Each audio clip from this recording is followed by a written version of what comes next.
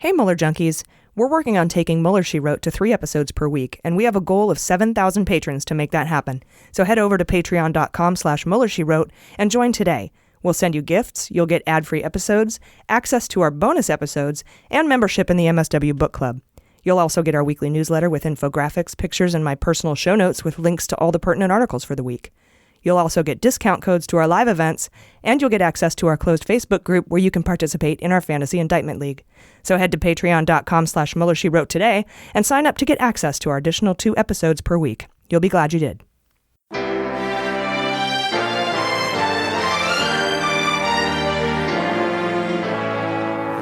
So to be clear, Mr. Trump has no financial relationships with any Russian oligarchs. That's what he said. That's what I said. That's obviously what our position is. I'm not aware of any of those activities. I have been called a surrogate at a time or two in that campaign, and I did not have communications with the Russians. What do I have to get involved with Putin for? I have nothing to do with Putin. I've never spoken to him. I don't know anything about him other than he will respect me. Russia, if you're listening, I hope you're able to find the 30,000 emails that are missing. So, it is political. You're a communist. No, Mr. Green. Communism is just a red herring. Like all members of the oldest profession, I'm a capitalist. Hello, and welcome to Mueller, She Wrote. I'm your anonymous host, AG, and with me as always is Jaleesa Johnson. Hello. And Jordan Coburn. Hello. Thank you guys so much for listening. We have an amazing show for you this week. It's all Mueller all the time. It's insane. There's an insane amount of news. In our Flip It Blue segment, we'll be talking to activist and confectioner Ben Cohen from Ben & Jerry's. And we have a very special guest live in studio today, one of my favorite comedians, national touring headliner Zoltan Kaszas. Woo. Hi. Hi, Zoltan. Am I saying Kaszas right? You are saying it right. I feel like I should have gotten introduced before Ben from Ben & Jerry's. Because it didn't build up the right way. When Ben & Jerry's, then Zoltan's here too. And you're like, oh, all right. Well, if they only knew you. Yeah. Have you ever thought about just by going by Zoltan? So I did in the beginning. I went by Zoltan because open mics, no one could pronounce my last name. And then I think one person came up to me and they just went, "You go by Zoltan? Who do you think you're Sinbad?" And I was like, I love Sinbad, but yeah, that never left my head. So I'm like, Zoltan Kaszas, please. They got to you, basically. Yeah, they got to me. All right, well, welcome. I'm super glad to have you here. You did pick a hell of a week to join us, man. There was tons of Mueller and Trump-Russia news that hit this week, but we didn't hear about it in the media because Hurricane Michael made landfall, and most of the news coverage has been about that. You were on a cruise ship doing comedy that had to be diverted away from the Caymans, where all of Manafort's bank accounts are. So because of the hurricane, was it scary? Yeah, it was terrifying. And yeah, I missed all this news because of the hurricane. And I was in the hurricane and I got to see the people affected by this hurricane. And it shouldn't have been newsworthy. It was just a bunch of people going, "We're hunkering down." And like, why are we interviewing how this person put on floaties and stayed in their trailer? We could have learned about this, but thankfully we're going to learn about it today. Yeah, that's why we do this. That's why we're here. So, despite the hurricane, Trump went on with his hate rally in Pennsylvania, but I'd expect nothing more of him to act like a complete pile of hypocritical garbage, because he tweeted in 2012 when there was another hurricane that Obama was doing a rally, and he's like, "Bullshit, you have to be impeached immediately if you act that way." And here he is. There's a Trump tweet for everything. I mean, it's so hard to cover this hypocrisy because it's like every week he's doing something that Obama would have been impeached for. And it's heartbreaking every time. Or they would have tried. But no matter what's going on, you can tune in here and hear the latest on Bob Mueller. So this week, Jaleesa is going to be covering the referral of Kavanaugh investigation by Justice Roberts to the 10th Circuit Court. And Jordan, you're going to go over Trump's new defense in the face of Russian interference. It's really funny, and sad, and also it'll probably work. And I'll be talking about the Mueller hat trick this week that includes the reporting on the Alfa Bank server, communications with Trump Tower, Peter Smith's connection to Michael Flynn, and Rick Gates' connection to the Psy Group, and what they all have in common. I picked this out, and I haven't heard anybody else talking about it. I think it's significant, but I also could be crazy. I'll give you the straight-up facts and what's new, and then I'm going to wildly, go off on some conjecture for you, and I'll make sure to delineate which is which. Zoltan, feel free to jump in anytime. I will. Mainly to ask questions like, what's conjecturement? I think that would be helpful to some newer listeners. Like, oh, thank God that dummy's on there. Definitely. Yeah. I learned on this podcast what conjecture meant. Nice. Basically. Yeah. I want to kick it off though before I get into the news. It's not a correction from last week, but I did get an awesome email that we got regarding our conversation about pap smears and bagels and schmear. No relation. And, well, schmear, smear, and basically here's the little note we got.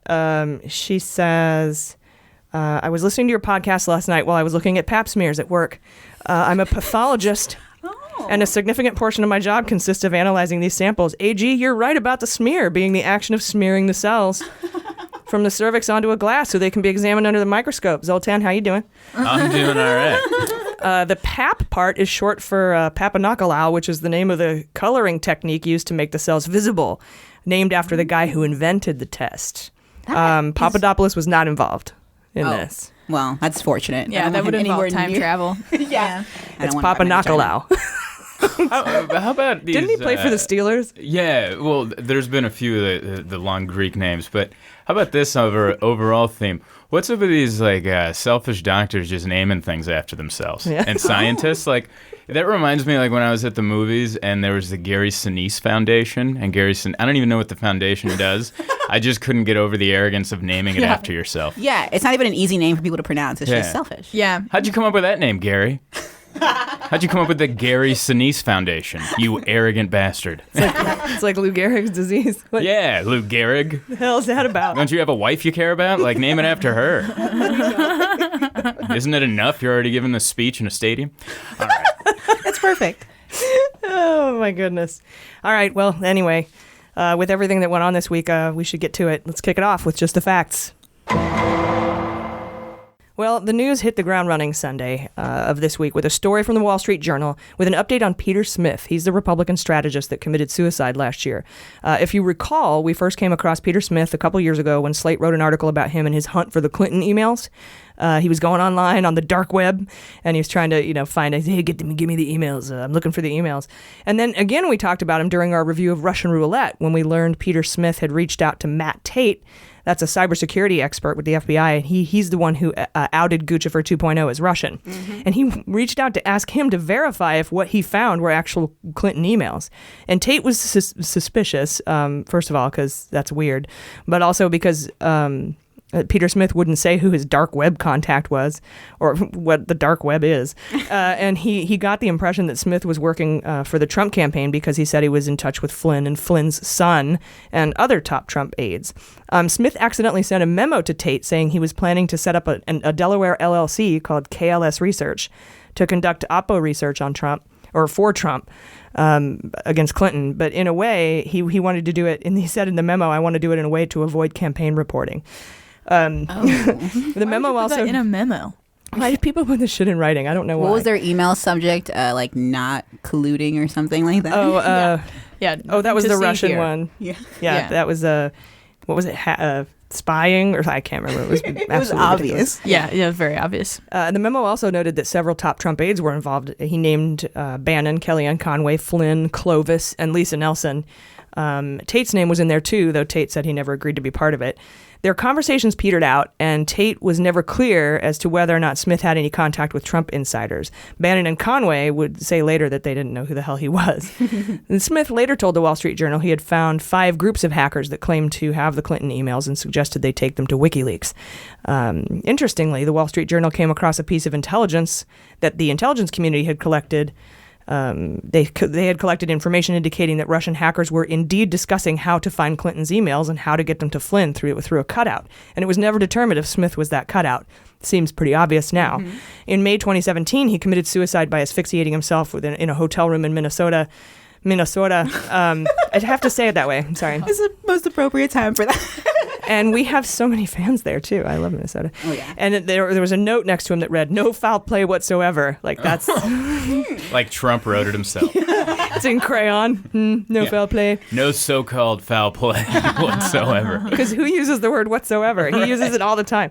Then in episode 28, our episode 28, back in August, we learned Adam Schiff had gotten a hold of all the documents from Peter Smith's estate. I don't know if he went to an estate sale and they just had him, but he got him. And then in episode 41 in August, we reported on the BuzzFeed story about the timing of Peter Smith looking for the emails. It was in the time period right before Trump made his plea to Russia that he hoped he could find the 30,000 emails that were missing. So that's kind of spooky. Mm-hmm. And then finally, this week, more news broke on Peter Smith, including the discovery of over $150,000 put into that Delaware LLC. We know that he opened, but we don't know if or to whom he paid that money. And later this week, we learned that there is now email proof of a link between Flynn and Smith. They had met in the fall of 2015. So it's looking more like he is the cutout that Flynn, between WikiLeaks and Flynn.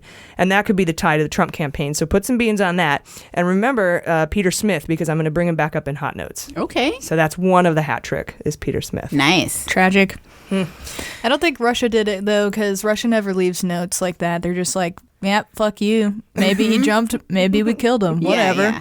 Yeah, they just actually use Novichok, and people are foaming at the mouth, or they fall down 6 times and hit their head real hard and break their neck when they fall down. Yeah, there are no fake notes. No. On Tuesday, we learned that the feds have seized Oleg Deripaska's Upper East Side mansion as part of being sanctioned. Woohoo! Oleg Deripaska is the Putin guy. He was hanging out with Manafort through Kalimnik, who was indicted with the Russians. That's who Deripaska was. He was hanging out with Nastya Rybka, the sex coach on the yacht in Norway, downloading the PM stuff, the Prime Minister Russia stuff. Yeah. Is he also known as an oligarch? Yes. That will be the smartest thing I say on that podcast. He is a Russian oligarch. An oligarch. And he's, aluminum gark. Yeah. Aluminium? Wait, he doesn't have any ties to oil? I'm sure he does, but he's the aluminum magnet. Wow. Aluminum magnet. That aluminum like magnate? Something you get so when you graduate college. Yeah, he's the aluminum guy, which is why the tariffs are such a big deal. Yeah. And there's more news on that later. Then on Tuesday, the New York Times dropped a bomb about the Psy Group. Jaleesa, you did a bit about the Psy Group in one of your hot notes. And the second Trump Tower meeting, right? That's the one that happened August 3rd. Oh, yeah. Which to me is way more important than the June 9th, 2016 Trump Tower meeting. But back in March, we spoke to Scott Stedman, and Jaleesa did that hot note like I was talking about on Psy Group. They're a Russian-funded Israeli research group, a lot like Fusion GPS or Orbis, where like ex-spies get together and make a company where they sell their services to get secrets and dirt on people. And that there were links to Eric Prince and Nader to the Psy Group through the owner of Psy Group named Joel Zamel. And we learned back then that Zamel had received $2 million shortly after the election, and that the firm was working with those who attended the second Trump Tower meeting in August 2016, like I was talking about. This week we learned that it was Rick Gates, actually, that had been put in touch with Psy Group by a guy named Birnbaum, who asked... I know that guy. It's fucking people. By a guy who asked for Gates' email address from a guy named Sager. Not Sater, not Nader, but Sager, and not Bob Seger. So it turns out Rick Gates had received proposals as early as March 2016 during the primaries outlining a plan for Psy Group to sway over 5,000 Republican convention delegates to the RNC by attacking Ted Cruz personally, and then got further proposals on opposition to Hillary Clinton after the primaries were won. Gates reportedly turned down the proposal, but this new reporting shows that it was Nader, in fact, who was at the second Trump Tower meeting that paid Zamel and the Psy Group the $2 million just after the election. It's important to note that Nader is one of the only people in the entire Mueller investigation to be granted immunity in exchange for his testimony. So remember the Psy Group, Sager, and Gates from my hot note. That's the second part of the hat trick. Birnbaum, that's the best name I've ever heard, I think. I thought Birnbaum. That sounds like Birnbong. That's what I was thinking. Baum, B-A-U-M. Oh, okay. Birnbaum. Sounds like a generic Icy Hot brand. And you know Shaq their uses family it. made millions off of that. Oh, definitely. Yeah. So he's on the rowing team. It's a waspy name. Oh, like Birnbaum? Yeah. Oh, like The Birnbaums. You Birnbaum with a Boston Birnbaum? That's very true. Their lakeside estate. A third huge story dropped earlier in the week, all around the same time, these three stories, and it was in the New Yorker, which is a really well-written piece about what might have been going on when we found out the Alfa Bank servers were communicating with the Trump Tower servers. The bottom line of this reporting is that two independent groups of experts, cyber experts, were deployed to research the data. And what they concluded was that the communications were not normal kind of communications. They didn't seem automated. And once the New York Times reported this story in 2016, The Trump domain name was taken down within 2 days of that report, and a new one was put up in its place. It was like Trump Domain 1 instead of just Trump Domain. So, and then the communication resumed with that new server name. And so it's also of note that both groups of experts independently reported what the communications known as DNS lookups could have been. They could have been messenger apps or even something called foldering. Now, foldering, I know that sounds familiar to you, is when you log into Gmail, you write a draft and you don't send it, and then someone on the other end logs into that same account by pinging your server, creating a DNS lookup, opens the drafts and reads your message. Because if you send an email, that's too obvious. So whatever the communications were, the experts say it was not typical, it was not automated, it was kind of primitive, it looked like it was something set up ad hoc that had already existed. And it was put back into use all of a sudden. So keep this story in mind for the third part of my hot note. Could someone folder a dick pic? Yeah, you can folder anything.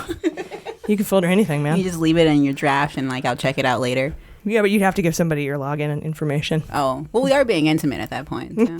Not that intimate. I mean, there's dick pic intimate, and then there's you can get into my Gmail account. That's fair. We need to go to City Hall and sign paperwork for that to happen. Yeah, nobody sends me unsolicited Gmail logins. Right. And to wrap up Tuesday, Richard Pinedo was sentenced to 6 months in prison with 6 additional months of house arrest and 2 years of probation. Pinedo is a California guy who was indicted along with the 13 Russians and 3 Russian entities because he set up their fake identities and bank accounts so they could walk around in America acting like Americans and trying to campaign for Trump.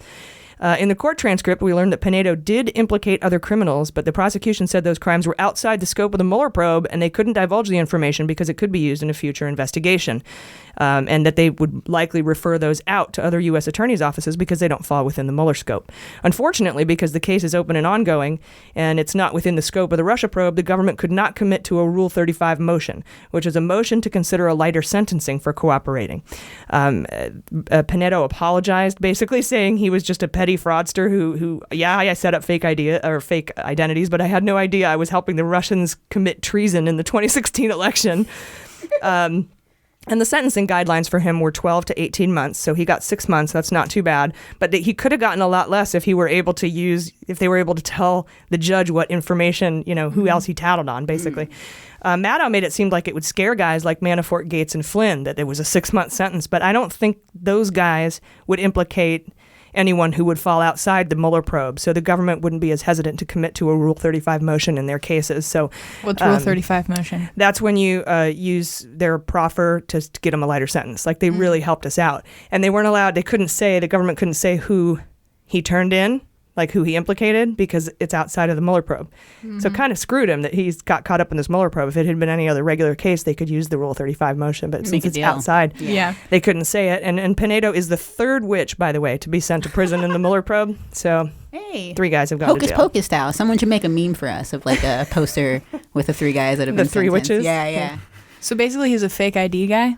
A fake identity guy and a fake bank account guy. Yeah. Nice. So he set up all their bank accounts and stuff, not knowing they were going to do it to commit treason. I'm just a regular criminal. Yeah. And your gut, AG, what do you think? You think he didn't? Does it sound clueless? Okay, that's fair. He doesn't need to know. He just has to set the shit up, I guess. And he immediately helped. He was like, oh, when he found out what he did, he was like, oh, here's who told me to do it. Okay. Yeah. Here's who helped me do it. So he implicated all these other guys in identity fraud who are now wrapped up in the Mueller investigation because it was for Russians. Mm-hmm. But he, like I said, he can't tell the judge who those guys are. They haven't handed them off publicly to any other court because they don't want to let anybody in on what the open and ongoing investigation is. Yeah. And so he couldn't get sentencing credit for those dudes. Damn. So this guy is essentially like the guy in high school that made fake IDs, but the only reason he could is because he had a laminating machine. Yeah. Oh, yeah. So it's not that he was this genius. He's just like, no, my mom's got this laminating machine.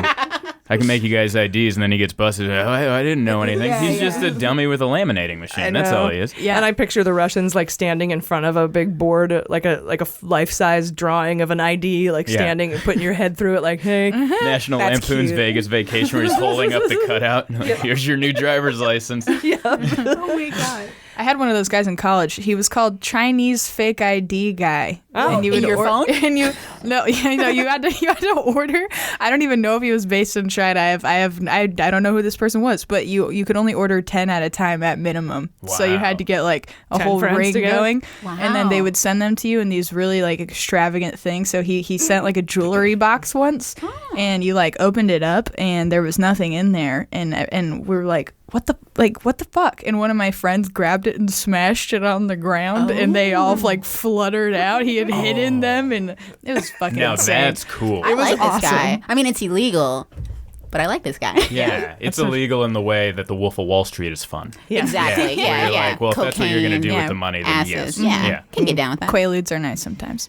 Sometimes. Mondays. Check this out. Wednesday news broke that someone broke out a window at the Internet Research Agency in St. Petersburg and tossed a Molotov cocktail inside.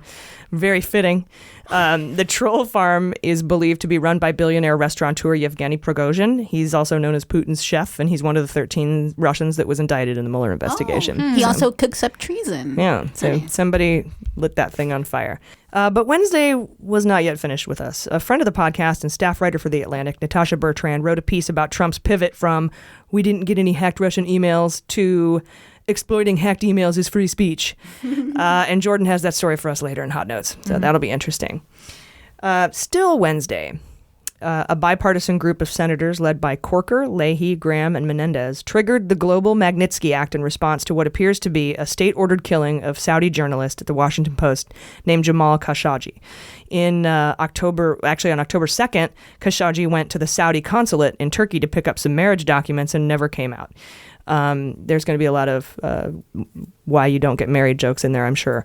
But he didn't ever come out. And he could have been lured, but he was ambushed by the Saudis inside the consulate. He was interrogated and murdered and dismembered with a bone saw, according to Turkish intelligence officers who say Khashoggi was recording the entire episode with his Apple Watch.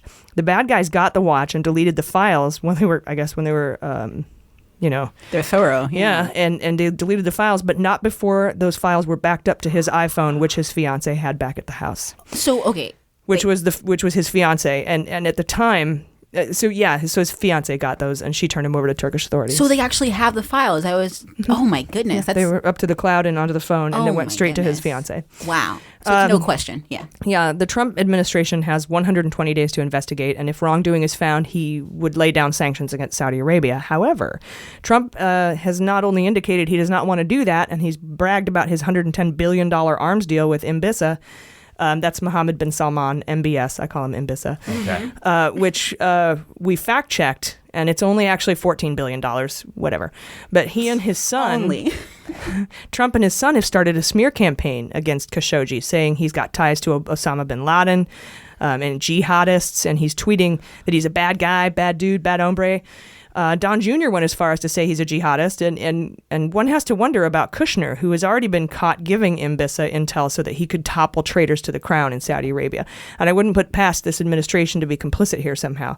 But at the very least, I'm sure Trump's investigation into this is going to be about as thorough as the one into Kavanaugh. Fortunately, most congressmen and women seem pretty hesitant to let this one go on both sides of the aisle, Republicans and Democrats. A ton of other senators on both sides have signed onto that letter. And they could pass sanctions on their own, though the president would have to sign them, hold his nose and sign them like he did last time with sanctions that still most haven't been enacted. Trump said, that was against Russia, though. Trump has said he doesn't want to give up his $110 billion arms deal with Mbissa. But, I'm sure he'll sell him out on this one. So, in fact, Saturday morning, Trump did an interview where he said that the crown prince denies murdering Khashoggi. It sounds just like when Putin denies interfering in the election. Yeah, that'd be pretty hardcore if he admitted it. He said, Jared Kushner called the prince and they denied it. And then he goes, they denied it in every way you can imagine. Facebook, Twitter, Instagram. So in like 8 languages? What does that even mean? I wish we could hear that conversation. Yeah. It's like, did you guys do it? No. Are you sure? No. No. That's pretty certain. Yeah, that's all it takes for Trump. They denied it in every way you can imagine. Extra denied it. They denied it hard. And he goes, we're going to have to see what we're going to get to the bottom of it. And if it happened, there would be severe punishment. Although he's not going to let go of the arms deal. That it would just be sanctions, but they would continue to sell arms to Saudi Arabia for 110 billion, 14 billion. So he doesn't intend to punish them by canceling the arms deal with Saudi Arabia. Yeah. The 9/11 guys. Exactly. And can I just say something real quick? The 9/11 guys. I understand that Trump and the administration won't do anything. That's obviously the case. But for the resistance, I feel like you mentioned like you think people won't let this go, like the Kavanaugh thing. But I was watching the Stanford prison experiment last night, and Jordan was telling me to watch it. It's amazing. And the guy in the end, he's like, I just kept doing more profane things and no one stopped me. And I feel like that's where we are. It's like we can't just hope that people won't let it go. I mean, I trust that you're basing this on but I'm talking about senators. Oh, yeah, exactly. And they aren't letting it go. And that's what I'm hoping. And we did talk about Stanford prison experiment on the show before. Yeah. We have to say, really stop. And like, it's crazy because I guess we've been saying that and nothing's happening. So you can't blame us. We're saying it. Yeah. It's a crazy time. I wonder like what they're gonna do. Well, it's important to note that in 2016, Saudi Arabia basically exiled Khashoggi for talking trash on Trump. Mm-hmm. So there's a motive. And another note to this story, just this week, Turkey released Brunson, one of our guys that they've had for a while, a pastor. I'm not sure if they're trying to curry favor with Trump or making some sort of trade, but I'd be very interested to see what happens with Gulen in the coming weeks. He's the Turkish cleric that Erdogan tried to give Michael Flynn $15 million to kidnap and extradite to Turkey. So I'm not sure what yet. I'm not sure what the motive is, but Trump is a very transactional man, and there's probably some squid pro quo here somewhere. Yeah. It could be as simple as Trump or Kushner both taking a bribe from Mbissa in exchange for complicity. Kushner's got a lot of buildings he needs bailed out on. And Qatar already helped him, but Qatar is a Turkish ally. So it's all messed up. Put beans on it somewhere. Yeah. I don't know how. Sad beans. I don't like the idea that they just have guys that they just release sometimes. You mean the hit squad? That very blasé. Yeah. The way that they describe them rolling in the trucks, they flew in. Yeah. Well, no, that they just are holding people, and then they just release them sometimes if they can do a nice little traderoo with oh, you mean America? The Trump administration? Yeah, right. Yeah, That's what you said. It was an deal. Yeah. Totally. Yeah, he's an American guy. They had same with our the guys who came back from Korea. Yeah. And he was like, "Oh, we don't. To the best of our knowledge, we don't know if he's an American citizen." And they had to correct him, like Trump in real time. They're like, "He's a permanent resident." Trump was like, "This guy was." Which guy? I'm sorry. Jamal, the one that was murdered. He's not a citizen. He's a permanent resident, but he was trying to brush it off like, oh, well, he was saying he's care? Not a citizen, right? Yeah, very belittling. Would you kill a citizen for $14 billion in arms sales? That's basically what he's saying. Crazy. Except he's saying 110 billion. Exactly. So he doesn't sound like so much of an animal. He was like a regular contributor to WAPO, right? Yeah. Mm-hmm. He's a WAPO journalist. Yeah.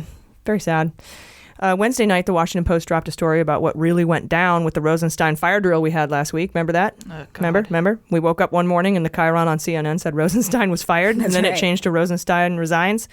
And we reported that for some reason it leaked that Matthew Whitaker, who is a Republican Fox News pundit turned Trump staffer, would be given the assistant DAG spot, that's Assistant Deputy Attorney General, or ADAG spot, instead of O'Callaghan, who is the PAYDAG, which is a Principal Assistant Deputy Attorney General, who should be the next in succession. So, but this was right in the middle of the Kavanaugh hearing, so this kind of went under the radar. But it seems like a year ago. It was last week. But now reporting in the Post says Trump recently talked with Sessions' chief of staff about firing Sessions. Do you know who Sessions' chief of staff is? It's Matthew fucking Whitaker, which is his name now, as far as I'm concerned. Because we have Snoop Dagg, we have Papa Dop, we have Lindsey Graham Crackers, Mbissa, Roger Stonehenge, and now Matthew fucking Whitaker. Papa Dingus. That's what I always called him because I couldn't read his name. So I'd go, that Papa Dappa Dingus guy. Nice. Good one. Papa Dingus. It sounds like something Connor would come up with. Inside joke. Anyhow, the Post says that Trump was going to replace Sessions with Whitaker. The AG was going to replace Sessions. That's the top guy at Justice, with Whitaker, who's not even fit to serve as the Assistant Deputy Attorney General. It's not clear if it was intended he would serve in an acting capacity or more of a permanent role. I thought for sure Lindsey Graham Crackers was auditioning for the Attorney General job in his stunning performance in the Kavanaugh hearings. Mm-hmm. However, it seems Trump has abandoned all that, including the plan to install Whitaker as the ADAG, and his plans to fire Rosenstein and Sessions.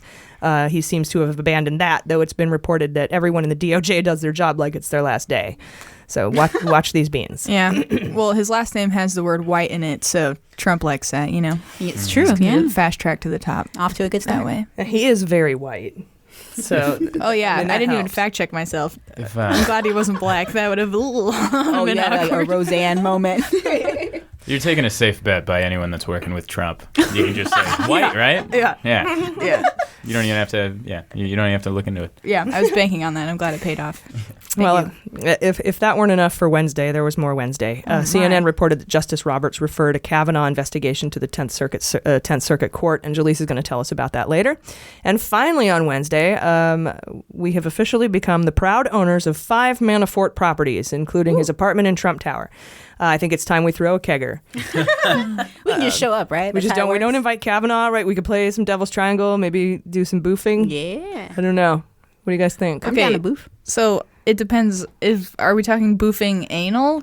Or is it just anally injecting alcohol? That's still anal. Yeah. Well, yeah, but You could boof vaginally. It's just, I guess it's not boofing anymore. But no. What about this crazy idea for a party? Consent. We can have a consent party in Trump Tower. That's too lit, Zoltan. That's way too lit. yeah. Republicans will come dressed as squares.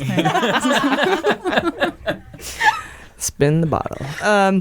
Then Thursday finally came, and something really weird went down with Crazy Judge Ellis. Crazy Judge Ellis from the Manafort trial. Remember Honey Badger Don't Give a Shit? Oh, yeah. We had Randall from Randall's Animals who did the Honey Badger thing. He came and did our Manafort trial That is awesome. recap. It was so funny. It's like, Judge Ellis is crazy. He's like the Honey Badger. Look, he doesn't give a shit. Manafort is fucked. It was awesome. So remember Manafort's first trial, baby's first trial? He was found guilty on 8 counts, but the jury was deadlocked on 10. They were hung on 10 counts. The prosecution usually has about 30 days to decide whether or not they're going to retry those charges or dismiss them. In this case, Mueller asked for an extension because he was trying to get a deal together with Manafort, and that extension was granted. And he wanted to hold those 10 counts over his head to see, what kind of, be like, hey, if you do good, we'll get rid of them. If you do bad, we're going to charge you. We're going to retry them. And they set a hearing Judge Ellis set a hearing for October 19th to figure it out. Judge Ellis is demanding they make a determination on those 10 charges. And he's like, we're going to get together on October 19th and we're going to talk about it. Yay. And Mueller, I think the motive here is just to wrap this up. Mm-hmm. The Virginia court is known as the Rocket Docket, and Ellis is a honey badger. So I think he just wants to move this along so he can get Mueller's delayed decision on the 10 deadlocked counts. But Mueller wants to be able to hold those 10 counts over Manafort as leverage until he finishes finding out if the information Manafort gave him is worth dismissing the charges. And I have a feeling Manafort already has an idea as to whether or not he's going to dismiss those charges because, as Renato Mariotti told us, Mueller would already have all the proffer before the cooperation agreement was even signed because Mueller would have to know if it was worth it to move forward with a cooperation agreement. Additionally, Mueller doesn't have just those 10 counts to hold over Manafort. He's got the sentencing for the 8 guilty charges, plus all future indictments for crimes of collusion. Mm-hmm. And I use the term crimes of collusion because that's how they were categorized in the Rosenstein memo that outlined the scope of the Mueller probe. So Mueller has other carrots and other sticks for leverage, and he likely already knows if Manafort's proffer has been fruitful enough to dismiss those counts. But the problem here is that Ellis wants to know who Manafort has implicated and for what. And that could expose the investigation prematurely. So my guess is, and this is conjecture, is that Mueller will file a motion to provide that information, but only under seal and ex parte, to protect the integrity of the ongoing investigation. The report on Manafort isn't due until November 16th, so we'll see what comes out of the October 19th hearing. All right. And conjecture means that you think this will happen. I'm just guessing. Exactly. It's not a fact. It's just me going, probably this. It was only one vote, right, that made those 10 it was one charges. Yeah. Mm-hmm. So if he could retry him, he would probably win. Mueller would. So that's why he wanted to hold those over. But he's probably got so many other charges on crimes of collusion that future indictments, et cetera.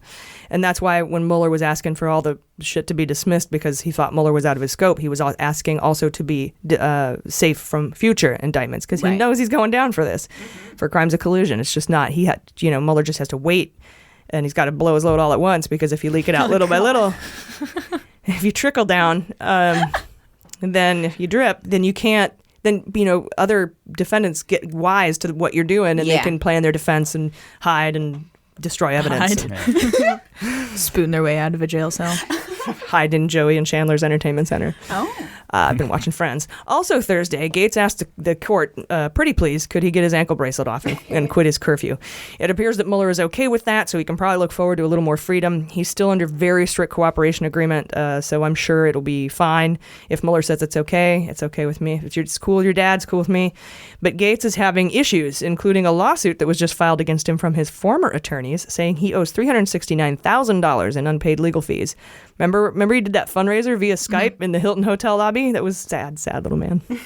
Yeah, you got to GoFundMe. What are you doing? Yeah, come on, Patreon. A Skype fundraiser? And his poor, he appeared via Skype because he couldn't go there publicly.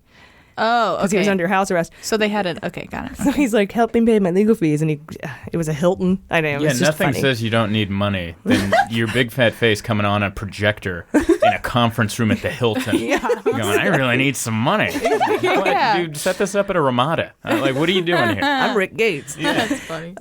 So yeah, I thought that was pretty funny. It's got to his current lawyers have to be like, uh-oh. Yeah, that does not look good. Are you going to pay us, bro? Are all of his assets locked up or something? I don't know if he has any assets, but I'm sure they'll be forfeited if he does. He's pretty broke. His family he was never really rich except for the $750,000 he stole from Manafort. But I think that was probably spent. Damn, are any of these guys really that rich?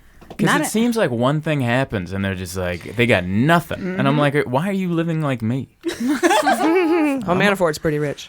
All right. Yeah. He had like $60 million he got from But yeah, no, it definitely does seem like their money's tied up in other things that they don't have access to, like an actual bank account. Yeah, and they have to spend it. Like, yeah, I only have 10 grand to my name, but I have access to all of it. Yeah. Like now. Yeah. That's you. Yeah, but they're like, you didn't have to launder it. Yeah, no, I didn't. When you launder 10,000, you only get about 3,000 back. So right. Yeah. No, it's all of it. I just go talk to Bank of America and talk to someone through a piece of glass, and they can give it. Yeah. That's very lucky. You can turn your couch covered in unicorn skin to a pawn shop or whatever they do. They just...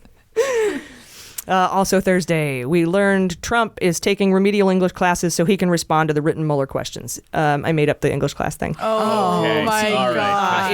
If you remember a few weeks ago, Mueller agreed to allow Trump to answer the collusion questions in writing. Well, he's been sharpening his crayons, it appears. He's going to respond in writing. Feel free to create Trump responses and post pictures of them online. Make sure to tag us at Mueller She Wrote on Twitter and Insta, hashtag Trump answers Mueller. I think that would be funny. Yeah. I'd like to see what you come up with. Keep in mind that Mueller is not allowing Trump to answer obstruction questions this way. But I don't know if that's because he's given up on getting them or if he's going to float a subpoena. My beans are on the latter. I think he'll subpoena him for the obstruction because Mueller's a law guy. He's a truth guy, and he knows that you can't get to someone's intent, which is the crux of proving an obstruction case, unless you interview them face to face. So I don't think he's going to be satisfied with written questions or no interview. I think he's going to subpoena him, and that's why we kind of all wanted to keep Kavanaugh off the court. But I think the rest of the court will be fine. Finally, Thursday, we found a memo filed from the court about the New York Times request to unseal the Cohen warrants. They filed a request, they sued, or a suit. I don't know if they sued, but anyway, the government had filed a motion not to hand those over, or at least if they had to do it under seal and ex parte. The judge granted part of the motion and denied part of it. My guess is that he denied the October 26th or the November 2nd deadline and moved it to October 26th, but that he granted the rest of it so that he could do it under seal and ex parte. What is ex parte? The other party can't see it. Oh. So it's just like, I'll just hand you some papers and you can read them, but nobody else can. Right. And like middle school. Nice. Like middle school? Just passing notes. Yeah. Oh, yeah. That's how I receive it. Only yeah, for sorry. Jaleesa's eyes. For your eyes only. Yeah. What was the, FYEO? Yeah, that's it. Oh, it takes me back, yeah. That's what I'm going to say instead of ex parte and under seal, FYEO. So they have till October 26th. We'll keep you posted on that. Important to note, the court filing said there was an open and ongoing investigation, and as we know, the Trump org is being investigated, so we'll probably see some Trump indictments soon. Beans. And Friday, we made it. Trump thought it would be cool to give Deripaska more time to sell off his stock and relinquish control of his aluminium company for our friends across the pond. It's aluminum, and that way he can avoid sanctions. But we got his mansion, bitch. Yeah, I mean, like, I don't know. It would be cool if we could. No, we did. It belongs to the public. Oh, like a museum? The government seized it. Can I take a shit like in the toilet? Like, no, probably not. Okay. Are there homeless people sleeping on a bench out front? Like, then we don't have it's it. Public. Matt out posted a funny tweet. She's like, the sign-up sheet is on a clipboard hanging outside. Weekends are filling up fast. I love it. Or actually, that might have been the Trump Tower that we got from Manafort. Anyway, we'll be right back. Greetings, Mueller junkies. We're going to be at Politicon in Los Angeles on October 20th and 21st, and we will be having a live show on the podcast main stage on Saturday, October 20th at 3 p.m. And we have 10 pairs of totally free tickets available. That's like a $120 value each. All you have to do is become a patron at the $11 a month level. No contracts. Just visit patreon.com/MuellerSheWrote, find the $11 tier, and send us the name of you and your +1. You'll not only get your 2 free tickets to Politicon, but you'll get our newsletter with my personal research notes, access to all our bonus episodes, membership in the MSW Book Club, ad-free episodes so you don't have to listen to this shit. And you can join our closed Facebook group where you can play in our Fantasy Indictment League. So head to patreon.com/MuellerSheWrote today. Then do us a big favor. Follow us on Twitter at MuellerSheWrote for updates and breaking news. And then head over to Apple Podcasts and subscribe. It's so much fun when we outchart Rush Limbaugh and Sean Hannity. And it's the subscribers that drive it. So feel free to give us a rating. We may just read it on the next episode. And thanks for supporting women in podcasting.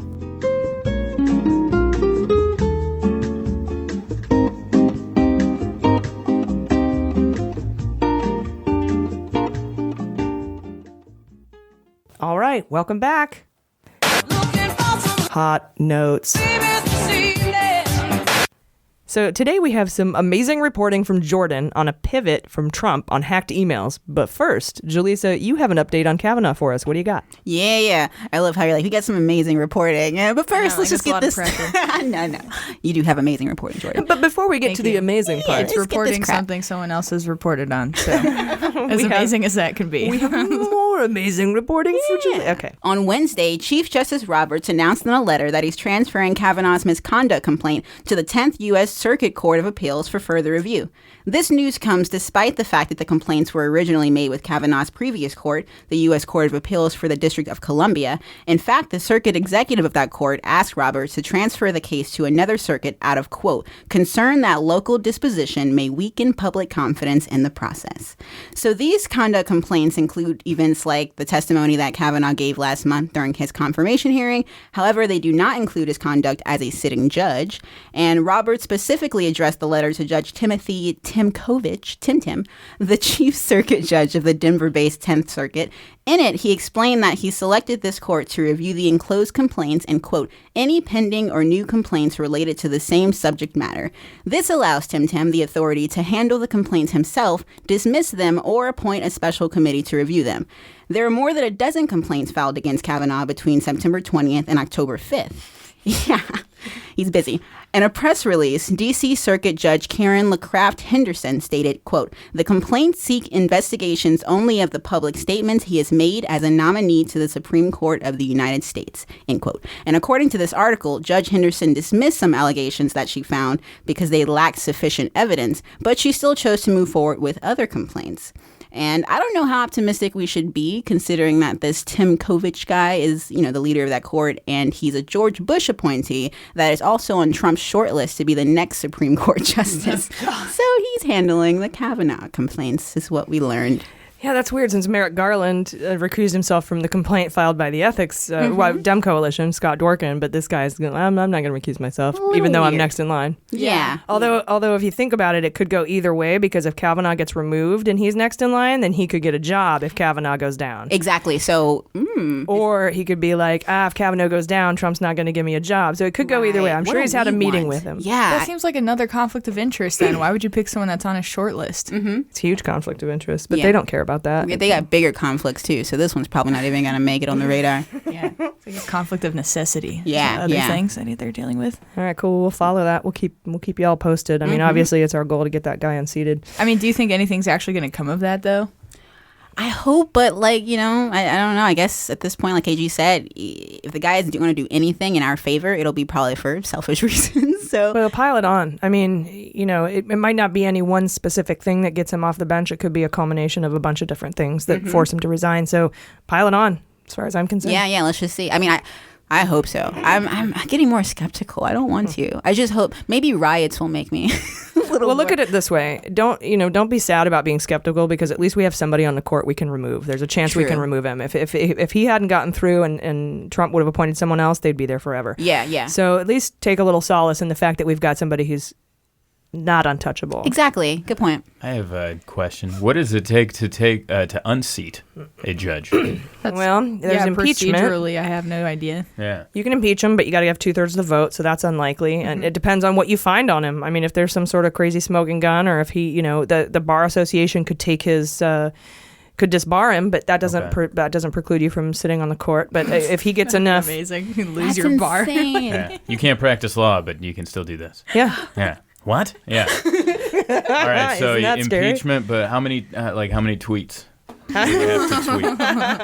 How many riots and tweets so we can get that cooking? Dude. Yeah. And we have to remember that the way that our system is set up, it does work. It worked for Nixon. It worked for Clinton. I think it'll work in this case. We just have to have faith in it. There are always improvements we can make. Like when I say the justice system is awesome, I'm not talking about the kind of justice system that, incarcerates majority people of color and fucks them over for the rest of their lives and makes them felons and doesn't let them vote. I'm not talking about that justice system. The big picture. I'm talking about it's like when, on HGTV, when a house has good bones. Yeah. We have a good foundation. That makes sense. I do believe in that. You're right. It's like as soon as we can get everything on the same level of what the system is supposed to be. Hence the in order to form a more perfect union, which is grammatically incorrect, but it is a good sentiment. It's an aspiration. Yeah. It's food. Like, we can go get food right now, or we can sit down and wait 30 minutes and get some better food. Yeah. Like more sustaining food. I like that won't hurt in 3 hours when we're sitting on the can. Yeah. If we Taco Bell now, we'll get diarrhea. So it seems like the justice system is not fast food. It's fine dining. Oh. Yes. Damn. And I'm going to leave on that note. You guys have been lovely. Yeah. I will not say anything better than that. I don't think you can get it any... You topped out there. All right, thanks for that, Jaleesa. Now, Jordan... in other amazing reporting, what do you have? What do you have for us from Natasha We're all Bertrand? very insecure here. Yes, I know. I've got to lift y'all up. Yeah. Natasha's a friend of the podcast, and she's been on a couple times. People who listen will know that. So it was cool. I didn't know she wrote the article until I got to the end of it, and then it says she wrote it. That's how reading things works. All right, so Donald Trump's legal team is motioning to dismiss a case that was brought against them by 2 donors and 1 former DNC employee. This case is happening in the Eastern District of Virginia, and it is for illegally conspiring with Russia to disseminate hacked information. So this is basically over them publishing all of the hacked emails. And what their defense team is trying to say, they're trying to dismiss the case on the grounds of free speech, like AG said earlier. So they're saying that they have a First Amendment right to disclose information, even stolen information, so long as 1, the speaker did not participate in the theft of the information itself, and 2, the information dealt with the information that they're disseminating deals with important matters of public concern. As such, they're saying that voters had a right to know, and that the need for free speech supersedes the need for privacy. So that's what their argument is. It doesn't supersede the need to not conspire with a foreign adversary to...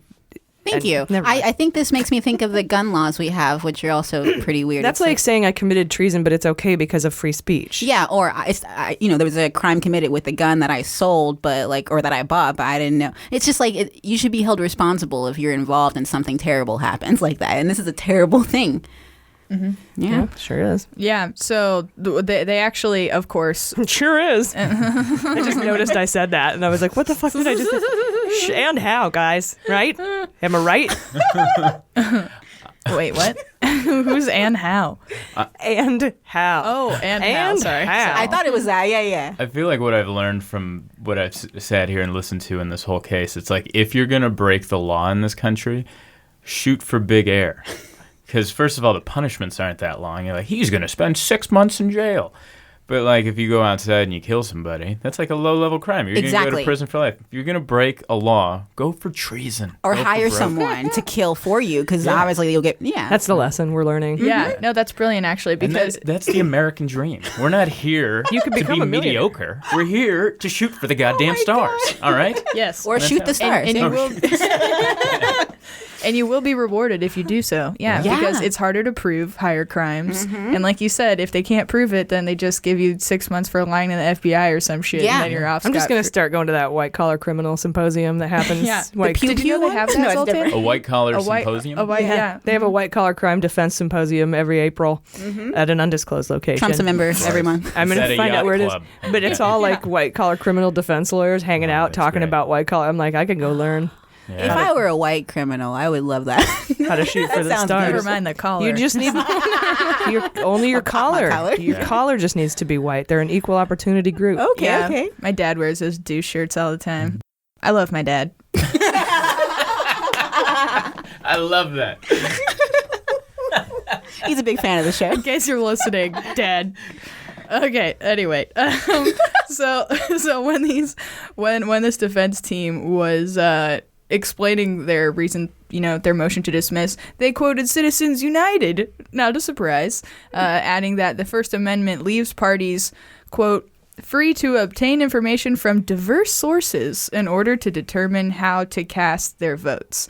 But the issue with this is that like you were pointing out, in doing it, they're acknowledging the values of the emails that they got, and they even said the DNC emails clearly deal with matters of significant public concern. So they're saying that that's the reason for releasing them and why it should be okay. But on the other side of the coin, that makes it so it becomes something of value from a foreign government, which under campaign finance law is illegal to obtain. Boofs them in the pooper. Boofs them in the pooper. I mean, when you think about it, if you say, releasing them because they have value gives them intrinsic value, and conspiring to get something of value from a foreign entity is illegal. Exactly. Wow. Yeah, and the defense continues to acknowledge the values of the emails, and by putting so much value on these emails as a way to argue that the right to free speech overrides the right to privacy, like you said, they're kind of backing themselves into a corner on the whole, not allowed to accept anything of value from a foreign government side of the coin. So they're emphasizing the emails. They keep saying, essentially the argument is we had to do it. It was important for the public to know. That's why we did it. They deserve to have a right to know. And we weren't breaking any laws. But obviously, I think they're going to be like, meh. Maybe that's just their defense against the weaponization of the timing of the release of the emails and not necessarily the conspiracy to get them. Right. I don't know if they have a defense against that yet. Yeah, well, no, that is so the prosecution is getting them on the dissemination of the emails, not the hacking of the emails themselves. So by that, they don't even have to answer to the hacking part. They're just saying it wasn't illegal for us to publish something that we got from another source. Wow. Yeah. Interesting. Yeah.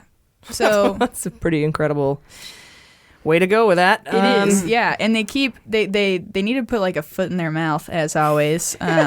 That's like the nicest thing I could ever say. That's very sweet of you, a Trump campaign defense attorney. But they said that the DNC's interactions with rich donors were, exposed in these emails, and they go on to list all of the like really valuable amounts of information they got from them. So they just, I don't know, dude. I don't think it's going to go anywhere. I don't think that motion is going to be. No, probably not. Yeah. Much like all the motions to contest Mueller's legitimacy or the scope. Come at me, bro. The scope of his probe. Yeah. And then also preempting probe scope. What is that? What infomercial would that be? Probe scope. I don't know. I imagine a device. It's not covered by insurance. Yeah. That's something coming out of pocket. In the pooper. Oh no. Only doctor recommends. All right. And then to close this out, they defended themselves against a potential conspiracy charge, saying, quote, a conspiracy is an agreement to commit an unlawful act. Since WikiLeaks' posting of emails was not an unlawful act, an alleged agreement that it should publish those emails could not have been a conspiracy. Okay, whatever. Nice try. It's never good when your defense is just reading the definition of the word. Yeah. According to WikiLeaks. Yeah. I mean, Wikipedia. Yeah. The definition of... That's a great point. And that happens a lot. That happens a lot. Yeah. Definition of murder is, dude, you killed that guy. Yeah. Technically, though. Well, technically, yeah. That's some good shit, though. Thanks, Jordan. Yeah, man. Thanks. All right. I'd like to talk a bit about a theory I'm cooking up. about the three big stories that dropped this week. One about the Alfa Bank servers, one about Gates and his connection to the Israeli firm Psy Group, and the Peter Smith update. And let me say, this is conjecture. A lot of this is conjecture. There'll be facts in here, but this is just hold on, because it's gonna get tinfoily. I noticed there was something that was mentioned in all three of the stories, a thread that runs through them all. And if they all drop pretty much at the same time, almost the same day, within the same 24 hours, 48-hour period, I think it could have been because of that one common thing. Like something was found and somebody had, that had gotten out. It just seems odd, the timing, and that this is one thing that goes through everything. And I started to wonder about the timeline of the Trump campaign and the Alpha server communications. So let's start with a common thread. All three stories, Peter Smith, Psy Group, and the Alfa Bank story, all mention foldering and and messenger apps, right? So foldering is that communications technique, like I said, where you log into your email, write a draft, don't send it because sending it is detectable.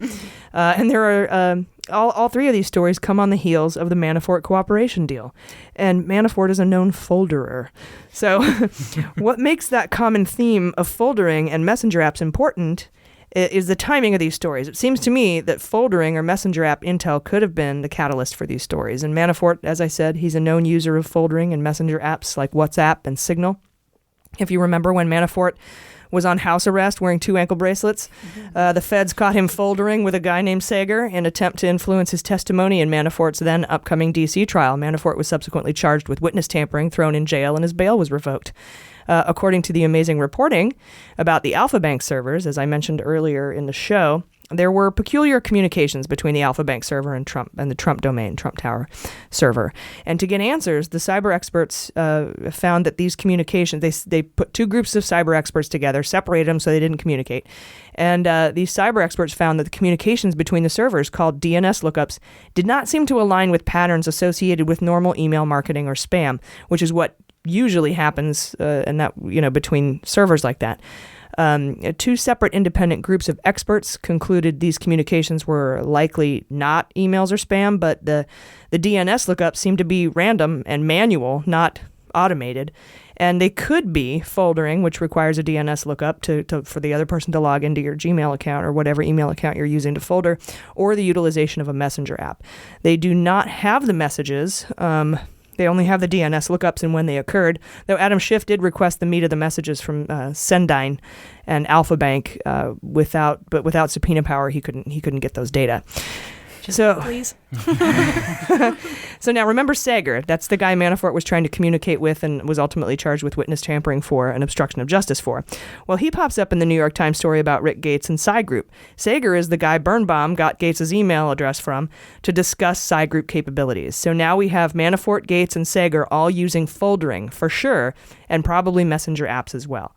Now, Gates and Manafort went to work for the Trump campaign for free in March of 2016. That is the same month Birnbaum reached out to Gates about Psy Group with the proposals coming in March and April, and they outlined a plan to sway RNC delegates against Ted Cruz, Trump's #1 opponent at the time. And they also outlined ways to do the same thing to Hillary Clinton after the primaries. The timing here is important because Gates and Manafort, known folderers, start with Trump in March. They get the proposals in April, and the experts looking into the Alfa Bank server say that the bulk of the communications started and occurred between May and September. It's of note that Van der Zwaan, you remember Van der Zwaan? He's gone to jail. His dad was the director at Alfa Bank, and Van der Zwaan did 30 days in jail for lying about communicating with Gates about the Skadden law firm report they commissioned saying Yanukovych's opponent, Tymoshenko, was indeed a criminal, lock her up, and that Yanukovych was a good dude. He's a good bro. Yanukovych is the Putin-backed Ukraine candidate that Manafort and Gates worked for and got paid over $60 million for their work, which they subsequently laundered to avoid paying taxes. It's not a stretch here to presume Van der Zwaan, with ties to Gates, Manafort, and the Alfa Bank, would have used foldering and messenger apps to communicate with Gates and Manafort about their work together on Yanukovych, so that system was already in place. So that establishes foldering as a common practice for Manafort and Gates, and that makes it very interesting that the independent cyber experts in the Alfa Bank story, both groups said that they have said that the communications they saw between Alfa Bank and Trump Tower seemed to be an ad hoc system or an already established practice that was employed just to communicate on the Alfa Bank back channel. And don't forget all the meetings between Flynn, Don Jr., and Eric Prince where secret back channels were discussed. And speaking of Prince, the only other server Alfa Bank was communicating with during that time frame, May to September, was a pharmaceutical company associated with Betsy DeVos, Eric Prince's sister. Yeah. And the now wholly ineffective Secretary of Education. Maybe she got that job for lending her company's server to build a back channel on. Yeah. Who knows? She's certainly not qualified. So to me, it seems as though Manafort and Gates brought foldering with them to the Trump campaign in March of 2016, got in touch with organizations like Psy Group, and began using their old ad hoc technique of foldering to communicate with Russia via the Alfa Bank server from Trump Tower between May and September. So that's the conjecture. Whew. So how do we prove this? Well, first we have to flip the House so Adam Schiff can get the gavel back and order subpoenas of Sendine's records of what was actually communicated, what the messages said. Though Mueller probably already has these records because he has subpoena power, and there are still sealed subpoenas on the docket. But most importantly, the new reporting this week shows that after the election, Psy Group was paid $2 million by Nader, not Sater, not Seger, but Nader. He's the child molester guy. Oh, that guy. And the Trump operative? Yeah. And we knew that the payment occurred, but it wasn't until this week that they could connect it to the campaign activity. Zamel and Psy Group was paid by Nader for campaign stuff. And now I'm 100% sure Nader can answer some questions, including why he paid Psy Group the $2 million if Gates didn't use their proposals. Or did they, in fact, do the work? Did Psy Group do the work and get paid $2 million? Where that $2 million came from? Did it come from a Cypriot account? Because remember when Manafort had noted in the Trump Tower meeting they could use Cyprus as an intermediary? Mm-hmm. And Nader would have all those answers. And Mueller granted Nader immunity a while back. Nader is the only person in the Mueller investigation with immunity. And considering what a shitbag he is. Oh, yeah. Wait, you said child molester? Yeah. Yeah, I'm still hung on that. Like as if one or the other wasn't bad, he did both. Yeah. Just a footnote in his resume. Yeah. Well, that's indicative of how central he is and how central this payment is to Mueller's case. It could be the crux of the entire conspiracy. It could explain why the Manafort case is the one that Mueller has not handed off. This theory also supports the importance of the Manafort cooperation deal. So. Nice. Those are some good beans, AG. I have a quick little stupid thing. When you said we should give Adam Schiff the gavel back, it made me think we should do a hashtag like get shifty or something. Like Rick and Morty. Rick and Morty. Yeah. They get swifty. Oh, yeah. Get shiffy? Get shiffy. Yeah. Get shiffy. And then an emoji of a gavel. Yes. We need to. Oh. The young people, they need that. We can do it. Yeah. We got to get the youngs. Mm-hmm. So how does that work? How many tweets do we need to get Swift back into the... Like 50 million, I think. So many Honestly, voters. in our lifetime, I think that'll eventually be how we vote on things. Yeah, really. for sure. How many tweets do we need? Tweet hashtag, should we take these steroids out of this milk? and then tweet. Sorry. Voting opens now. All right, so... Yeah. Well... That makes Trump ahead of his time a little bit. He's like, he got that right, the Twitter thing being important. It's scary how influential he is. Mm-hmm, Like he was the first president where I realized that like he's like a role model for the country. Yeah, like what he does. I didn't even realize that with Obama because I just like, no, everyone's just nice and exactly polite. And then he comes in and everyone talks the way he does. Like people say sad with a period at the end. Yeah. And they use all his word and I'm like, oh, that's so unoriginal. Especially kids. I've seen a lot of young kids imitating Trump and I'm like, oh, that's what the power is. You know? Yeah. I never noticed it until it was used for evil. Exactly. And then I'm like, oh, there it is. Yeah. It's all fine and good when it's awesome, when it's an awesome person. Yeah, and you travel a lot, Zoltan, too, so you know how people see us probably. Oh, yeah. They just look at me. I was able to write a new political joke, but I made it about food. And it's about me working in Lake Tahoe, and they gave us $75 a day food per diem. So I ate at the steakhouse every night for 6 nights. And I told them, I was one steak away from being a Republican. I was right there. Because I eat a lot of fruits and vegetables, and that's why I'm liberal, because I'm always on the way to the bathroom. That is beautiful. Yeah. So, and then people laugh, and I have both sides of the aisle there. Yeah. And then I figured out how to write a political joke that everyone can be on board with. Mm-hmm. And you make it about food. Because we're very political right now, but America will always be fat first. It will always be food first and then politics. Oh, my God. So that's why Thanksgiving, it's the best holiday. It is. That is so good. Yeah, I was happy about it. I wrote it by accident just because I was constipated. Yeah. From eating all that steak. And that's the only difference. Some of us are going to the bathroom too much and some of us aren't going enough. Mm-hmm. There's a happy medium in there. Yeah, some independence in the middle. Sure. I think that you have a way better spin on it, but it reminds me of my OkCupid bio. It's like one of those questions. It's like one of your goals, and I'm just like, I want to be rich enough to consider being a Republican. I don't know if I'd go full on, but I just want to have the option. Just like fill it out. I just said if what was it? If I had $1 for every time I had to explain a joke to a Trump supporter, I'd be rich enough to benefit from his tax plan. It comes full circle. Yeah. Yeah.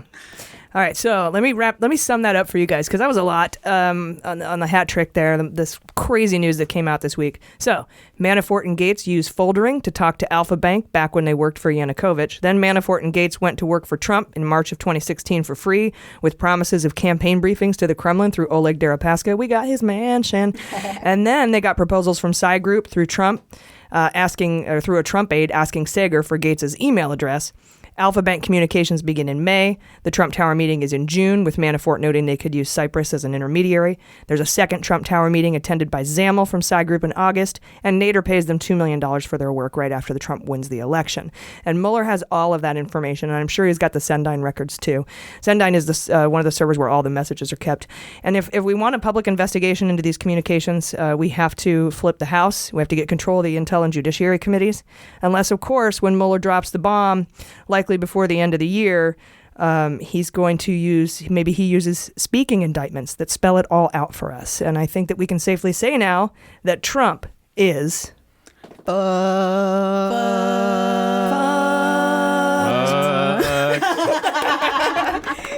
gotta get the bass. I love how you yes and us. I didn't even think.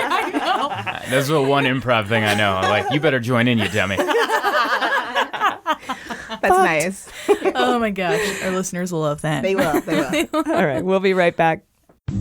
Hey Mueller Junkies, we have an exciting announcement to make. We will be broadcasting live on election night on YouTube, Facebook, Instagram, and Periscope from 8 to 11 p.m. Pacific Time. We'll be broadcasting live from the second stage at the Comedy Palace in San Diego, Tuesday, November 6th. But wait, there's more. The same night on the main stage at the Comedy Palace, we'll be hosting a comedy show featuring AG, Jaleesa, Jordan, and friends of the pod, Jesse Egan, Tamara Katan, and the architect of putting beans on things, Dallas McLaughlin. The show will be hosted by past guest Zach Miller. You can get discount tickets by proving you voted or with the code Mueller. Tickets will be available at thecomedypalace.com. If you're a patron, you can get in super cheap, and we'll be sending out a code to you in every newsletter we send out between now and the election. So win or lose, laugh or cry, spend election night with friends and join us Tuesday, November 6th at the Comedy Palace in San Diego. Doors are at 7 p.m. We'll see you then.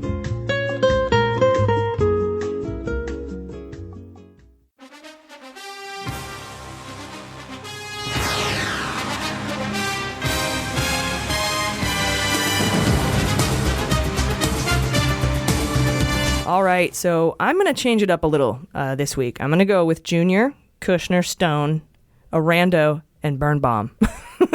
Birnbaum is the guy that got Rick Gates the email address from Sager and put him in touch with Psy Group. So I'm just going to add Birnbaum. I don't know. I just like Birnbaum. So I love piggybacking off of you because I can't think of anything else. I had a rando in my place that I'm going to put Birnbaum in. So that's just Kush, Junior, Ivanka, Birnbaum, and Stone. Stone, yes, thank you. No problem. I'm going to play it safe. Kushner, DTJ, Stone, 2 randos. 2 randos, nice. Random person. Yeah, like random someone we've never Russian. heard of. Like when Van der Swan got indicted and we're like, what the fuck? Yeah. What's a Van der The Swan? first time you Who the hear fuck their is that? name is that they're getting indicted. My favorite guy to dislike is Roger Stone. Okay. Yeah, he's because I watched that documentary on Netflix. Yeah, I haven't it's good. seen it Yeah, yet. and I couldn't take my eyes away from his sewn in hair. Yeah. He has the worst body and hair I've ever seen. Did you see his Nixon tattoo? Yeah. Yeah. Can't miss it, yeah. So I gotta have Stone in there. And just because I like saying his name, I like Papa Dingus. Oh, yeah. He's in there. I don't know what new information he's going to come out with, but maybe something bad will happen. We'll find a dick pic. Yeah. Fingers crossed. Yeah. All right, so superseding indictments on Papa Dot. Yeah. Yeah, Papa Dingus. And can we talk Nikki Haley? Oh.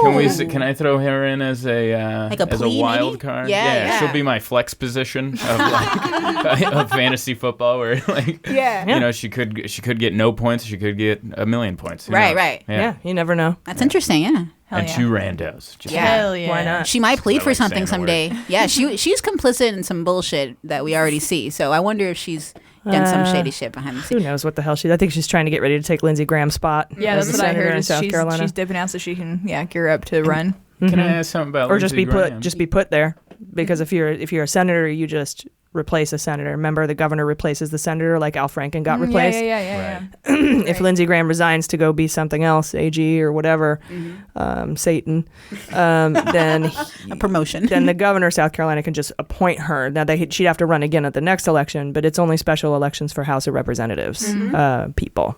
What were you going to say about Lindsey Graham? I was going to say, because I watched all the Republican primary debates. Like, remember when there were 16 of them? Yeah, oh my God. I watched all of those. The Apprentice? I was on the road and lonely, so I watched all of it. I didn't watch highlights I of it. was at home and not lonely, and I still watched all of it. What does that say about me? I watched all of it. And from what I remember, Lindsey Graham hated Trump. Like, didn't they have a big beef, or am I misremembering? Oh, all of them. All of them, yeah. They all, and what a spineless coward, that guy. And he still talks like he's got balls on him. Yeah. And it's like every news organization that wants to have the truth, every time that he says something, they should play a clip of him from 2-3 years ago trashing this guy that now he's like holier than thou to. Yeah. And same with Ted Cruz, especially in the light of the news that came out this week where it's found out that Trump conspired with Russia to fuck Ted Cruz. Right. Via an Israeli side group.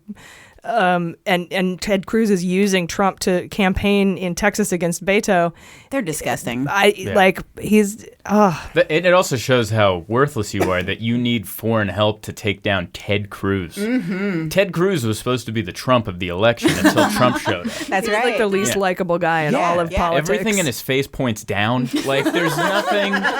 Nipples and all. And he played basketball with Kimmel to try to be likable. And it's like, no, we don't want to see you in shorts, you creep. At least it's not like Jeff Flake's face, which seems to be italicized because his nose is all weird. That isn't perfect. It's the weight of his guilt on his face. Yeah. Just it's getting to him. You can see down slowly. He won't last much longer. What happened to your nose? Guilt.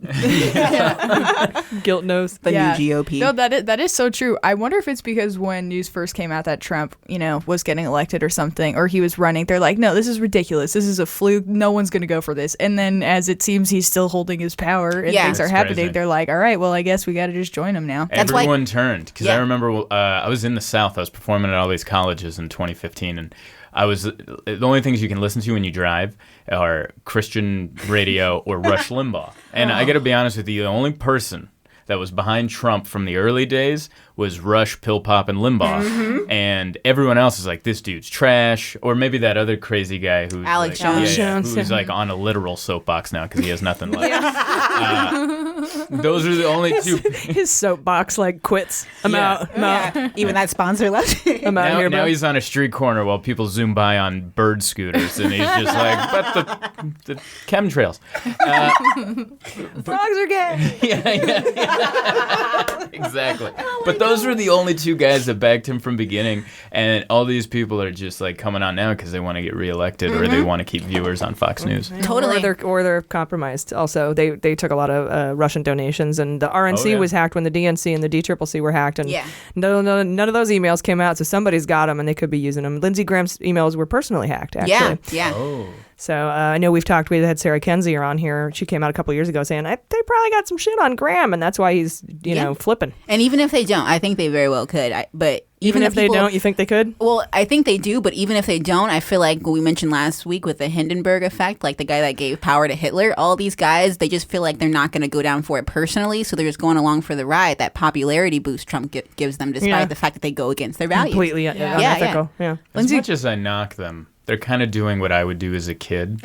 When I got busted in a lie, I would take it to the grave. Double down. Yeah, double down. You go, no, it's not true. And you could have all the evidence on a table. And then you blame somebody else for it. Yeah. And then if all else fails, you start crying. You still don't admit to it. That's Trump. That's great. That's Trump right there. Yeah. Yeah. Lindsey Graham he's like the anti Mr. Rogers sort of. Like he seems like he's like forcing trying to be hard all the time sort of, but he's obviously such like I don't want to say meek. I don't want to say anything disparaging about Mr. Rogers in this analogy, really. But he's just like soft-spoken, just trying to show up and be like visceral. Yeah, it would be pretty funny on if they did a parody? Mr. Graham's Neighborhood, and he comes just put like storming into the door like, God damn it. And he like throws his shoes at people and puts on his fucking sweater. And it'd be like the Eddie Murphy SNL sketch, but from the white racist perspective. Like, he doesn't want to be your neighbor. When the black cop goes to like rest his feet in the kiddie pool, he's like, no, just sprays them. Just starts dumping bleach in it. All the fish in his tank are dead. Yeah. Yeah, he just looks like a guy that would make puppets not fun.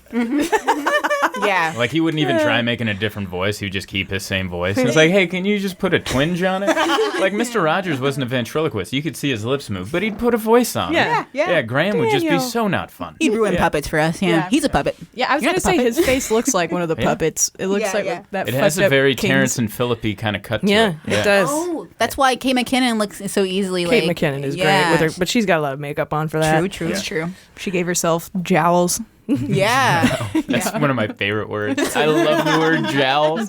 Jowls. Wait, so we got jaws and what? Jowls. Jowls. So it's so there's no like combination, so like mashup of a word here. No, it's that's like, no, jowls are the extra jaw. Oh, not like the cankles. Okay. Yeah, look at any Republican. They're over the age of 65. Totally. And they have extra jowls. That's where they hide all their extra money. Also Clinton. Sorry, stupid. Yeah. Their secrets. All right, you guys ready for sabotage? Oh, yes.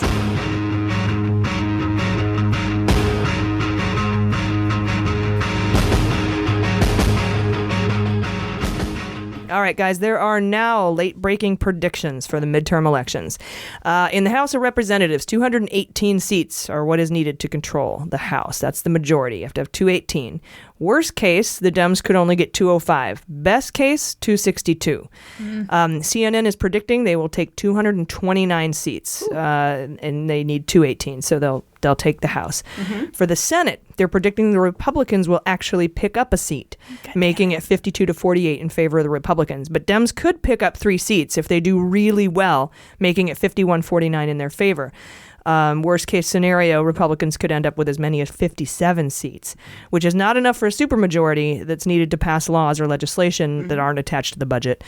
But if they retain a simple majority, they can still appoint staff and judges, since Mitch went nuclear last year with the SCOTUS noms. So, meaning he decided we don't need a 60-vote majority anymore. We're going nuclear. You only need 50 now. So the summary is that Dems will win the House back, but not the Senate. If everyone, including people 18 to 29, show up at the polls, we could conceivably win the Senate, which would allow us to block judges, though we would need probably 52 seats because Joe Manchin is basically a Republican, and Pence can break ties. So that's how important this is, that everyone votes. Yeah, and I was just thinking, sorry, I just lost it. No, that's it. You were just thinking. Yeah, that's it. That's all I got. No, it was just, It's just like in. if we backtrack 2 seconds, thinking. it'll dawn on me. We talked. I said this, if everyone, including people 18 to 29, show up to the polls, we could conceivably win the Senate. There we go. Okay, so going on this polar coaster, like a lot of people are skeptical about, polls. Do you think this is, because I mean, you got to go by something, but do you feel optimistic? Should people be like, oh, cool, we're good? Or should they be like, oh, well, this is actually too close? Like, how do you feel about the polls? Well, I'm not going to tell anybody how to feel. I think that we learned our lesson about polling in 2016, where when Hillary had an 84% chance of winning right before the election. So, and that was after Comey reopened the case against her emails because I think he was blackmailed. We don't have the IG report yet. A lot of people are mad at me for liking Comey. Sorry. I still love Comey. He's my homie. And I promise you guys, if it comes out that he wasn't blackmailed and he fucked Hillary, I will be very mad and I'll tell everybody. Yeah, but and I'll personally punish him. I'm just no more sex for Comey, but I will from me, and that's I'm his main source. Yeah. No, Conjecture. Yes, nice job. So I will. I'll be mad. I'll tell the world. But I'm waiting for the IG report to come out. I'm giving him the benefit of the doubt until then. So we'll see how that goes. But yeah, I don't know, man. 52 seats. I wouldn't be comfortable with a majority in the Senate unless we had 52. Because Joe Manchin's a Republican, but there's even Heidi Heitkamp, who's kind of exactly. So sort basically. Not totally, but kind of fuck the polls and just keep getting people to vote regardless. Let's just try to, when you just want to have a goal of like, let's not put a number on it. Let's just do as much as vote. we can. Yeah. That's how I feel about this. Do your best. And also, because a lot of times people think it's not important to vote because they live in a state that votes one way or the other. Yeah. But in this situation, these numbers count. Yeah, these numbers count more than because it's yeah. And not only that, so but I think a lot of people are still stuck in that. No, totally. That's a good point. And not only that, but your local elections are important. Your propositions. Why would you not want to have a say in what goes on in your city? I mean, to me, and to think you could have stopped Ted Cruz in his early stages if you were just paying attention, or we could have stopped Trump. I mean, really, when he was just a larva. A wee little treasonous boy before the pupa stage. Before he spawned and before his skin and he traded shells. Oh yeah, it was a beautiful transformation. Metamorphosis. Yeah, that would be great to do like a mockumentary about all of their origin stories, and they all are related to reptiles. Ted Cruz is super Kafka. And I think it needs to be done by Stan Lee. It needs to be like superhero villains. Yeah, nice. And he can make a cameo. It'd be great. Yeah. All right, guys, time to flip it blue.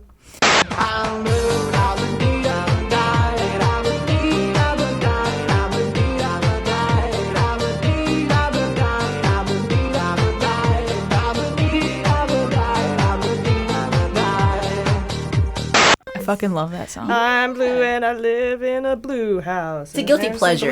Shit, and everything's blue. Yeah. I thought he always said, "I'm blue. If I were green, I would die." I think that's been a hotly debated. Yeah. So line. what the fuck is he saying? We'll find out. If I was green, I would die. Or, oh fuck, I don't even know what else it could be. Yeah. What else could it be? Fuck Jill Stein, I think is what it means. Oh yeah. Play it backwards.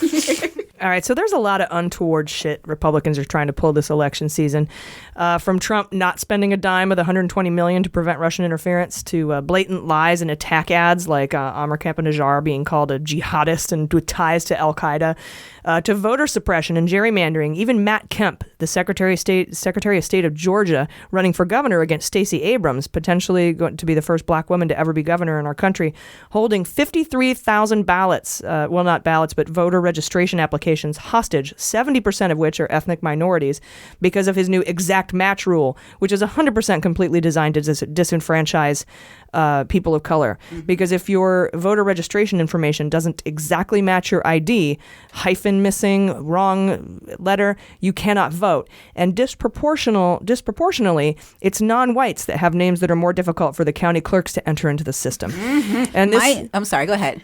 Well, this is the same Matt Kemp who said Russia could never attack Georgia's voter rolls and that it was stupid. But Georgia was named in Mueller's indictment of Russians as one of the states that was hacked by Russia.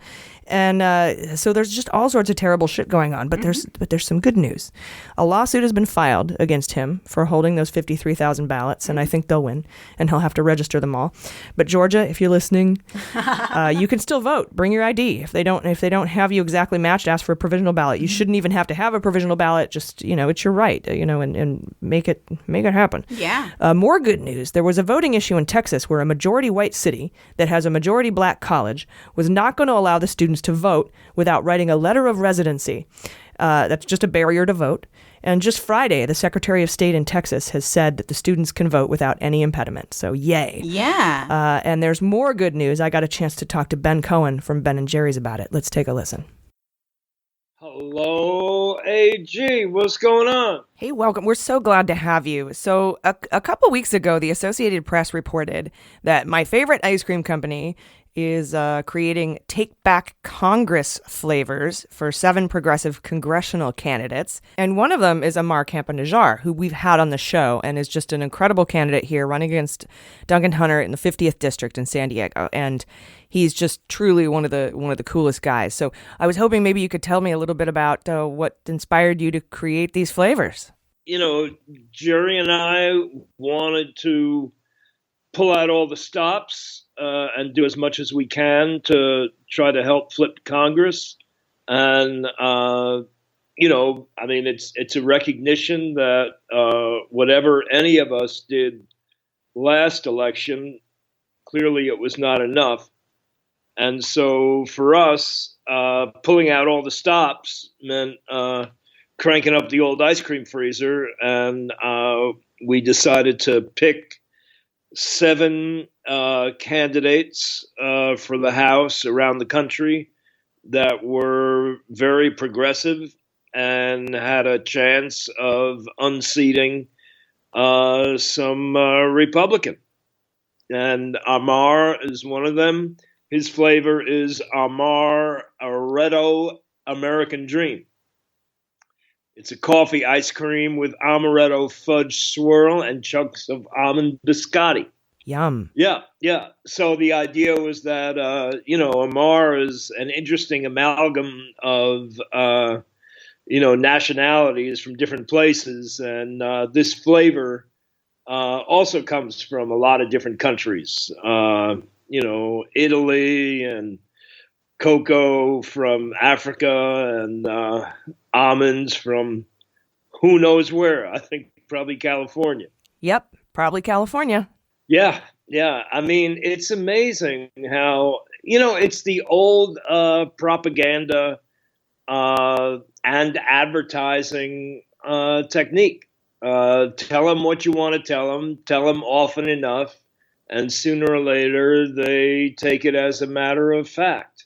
And, the environment that we're in now is that truth doesn't matter.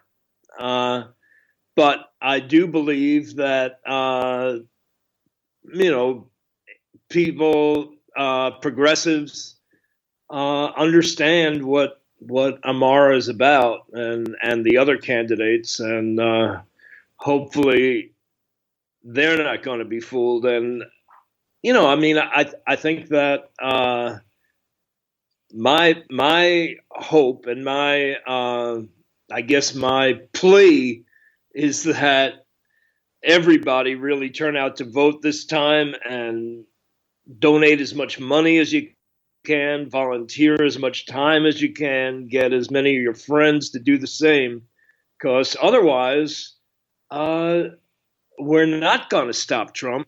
And then it'll be official that Americans, knowing what they know now about the guy occupying the White House, affirm that he's our president. And we can't let that happen.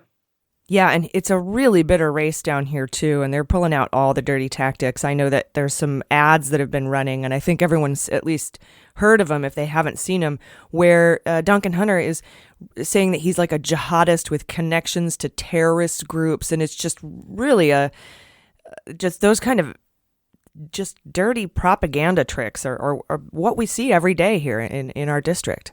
Yeah, I think, people really need to understand that hope is not the answer.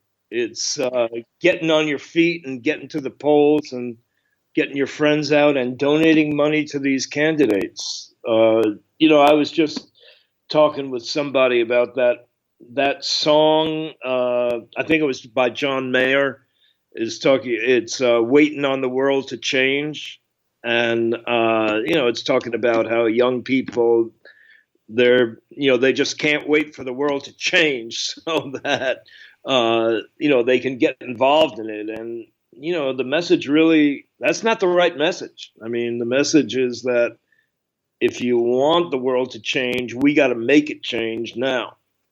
Yeah, and it's really up to us this time. We really have to turn out and make sure that we knock on doors and do everything we can. You're absolutely right, and that was one of the great things that Amar Campa-Najjar talked to us about, was just this grassroots campaign that he has going, and I think it's really important to spread that message, and that's why we're so glad you're here talking about this with us today. Is this kind of, you're going to be at your counter making 40 pints. We all have to kind of chip in and do this. Yeah, that's the interesting thing about democracy. That, the reality is that there's more of us than there is of them. It's just that us guys don't seem to be voting, and we got to change that. Otherwise, democracy is going to work against us. I mean, it's not rule of the people. It's rule of the people who vote. Yeah, you're absolutely right. It's true. When Democrats don't show up, Republicans win. That's the only way they can win, and that and cheating with Russia. But definitely, voter suppression is a big part of it, and that's another hurdle that we need to overcome. So we need to get even more of us out to vote. And, and the issue, I think, is that, a lot of people very rightfully have turned off to the political system, and they've checked out and they don't vote because, none of the candidates represent them. They're all corporate candidates. But in these particular elections that we are supporting, these are all progressives. These are all candidates that are not your run-of-the-mill corporate clowns. Yeah, and it is really nice to see some authentic people running, and we really picked that up when we spoke with Amar Campa-Najjar. He was just truly a progressive candidate, but he cares so much about his district, and he cares so much about his constituents, and that's, I think that is what is the most important, is when people are representing the people they represent and not the corporations who fund them. Well, and the other amazing thing about Amar's campaign is that his opponent, the incumbent Republican, has been indicted for, campaign money fraud. I mean, as it says on the outside of his pint, his opponent, Congressman Hunter, is barred from eating this ice cream, not just because he's ended up behind bars, but also because he's been propped up by big money. Yeah, exactly. And I think it's really wonderful what you guys are doing. Our co-host, her home state is Vermont. She loves you guys. We all love you. And I was just wondering if you can tell people, I think that there are going to be limited numbers of these flavors available for these 7 candidates. And really quick, let me just say that these 7 candidates are Jess King in Pennsylvania, Lauren Underwood in Illinois, Aftab Puraval in Ohio, J.D. Schulten in Iowa, and of course, Amar Campa-Najjar here in California, Stephanie Rose Spalding in Colorado, and James Thompson in Kansas. Can you tell my listeners maybe where they can get these pints? From the last reporting I read, you were going to raffle them off to raise money for these candidates. That's correct. We are. I am going to personally be making 40 pints of each flavor on my home ice cream maker on my counter. And then we're going to raffle them off through Move On. And the way you can get them is by going to moveon.org/Ben and Jerry. Okay, great. Well, we'll send everybody over there, and I assume that there'll be updates at that site when those become available. And we really appreciate you coming on today, everybody. It's Ben Cohen from Ben and Jerry's. Thanks, Ben. All right, good talking to you. Bye-bye. So Ben Cohen, what a cool guy. Mm-hmm. He's going to make that ice cream in his kitchen himself. Ooh. 40 pints for all 7 candidates. That's so awesome. This was a crazy episode. So we were just talking about all this voter suppression shit that was happening. Mm-hmm. It's absolutely, I don't know. It just seems so obvious to me what they're trying to do. And to hear the arguments, like, it makes me really mad that people argue for putting up barriers to vote. Yeah. I don't understand. I'm like, can't you see why they're making these rules? They're making it harder. Mm-hmm. They're disenfranchising people of color, people who usually vote Democrat, to vote, and that's what your rules do. They're totally cool with breaking rules as long as it benefits them. Mm-hmm. And that's the same reason why people on that side of the aisle, you could come up with all the facts about Trump being dirty that you want, but they're like, we don't care because the stuff we like is getting done. Absolutely. So. Hindenburg effect. Someone should hashtag that. I really do feel like my middle name is like, it's misspelled on my birth certificate because my mom misspelled it. So I feel like it's so easy for someone to be fucked by that. And they're being really creative and subtle about the ways that they fuck us. And it's just like, I don't even know if we can tackle them all at once. I love that there's a case against it. But gerrymandering has been an issue for so many years. And people still really haven't caught on to that as such a huge issue. It's just one of those things. They say, oh, well, they do that, Well, there's a whole theory that the whole reason that they made weed illegal was so that they could make people of color, they could turn people of color into felons so that they could take away their right to vote. Oh, yeah. War on drugs. So many minorities. And keep them in jail. Mm-hmm. I mean, it's so people are like, weed is illegal because it could cure cancer, the pharmaceutical companies would go under. I'm like, I don't think that's why weed is illegal. Right. I really think it was a suppression tool. Yeah. Calling it marijuana even as opposed to calling it cannabis was a racist Really? I didn't know that. It was to like fit into the narrative of like people of color being drug users and degenerates. On top of that, I think sometimes people that make those laws don't know what those drugs are. Like I was in Utah, and they have really strict drinking rules. Like, you can only order one drink at a time at a bar. So I went out there performed at a club, and I was there with the comics and the waitresses. So I ordered 8 shots for all of us. Yeah. And the bartender was like, "You need 8 people." And I'm like, "They're here." And I had to, like, count them out. Yeah. And then they gave us the shots, and it's because the Mormons over there came up with the drinking laws. But here's the thing. The people at that bar were the drunkest people I've ever seen because instead of slowing them down, they just get a drink, pound it, and immediately order another one. That happened to my just cat. Getting 2 beers and just that happened to your cat. It happened to my cat. I have a really fat cat. Okay, he's like 28 pounds, and I had him on a diet, like a restrictive diet. So I was only feeding him like a can of softies in the morning and then a cup of crunchies at night. And when I put it in front of him, because it's a limited amount of food, he would eat the whole fucking thing. Wow. Right. But then I started free feeding him, where I'm like, "Eat what you want, bro," and now he's not as scared. So he doesn't slam the drinks, and doesn't get shit faced. So now he's like, "I can eat whatever I want, so I'm not scared." Exactly. He still comes and bothers me when it's like a quarter. There's like a quarter left because like, "Hey, I'm gonna starve." Right. They don't know. You're the person in charge of it. But yeah, the people that should be making rules about alcoholics or alcohol and drugs are alcoholics and drug addicts. They know. Yeah. They're in it. Yeah.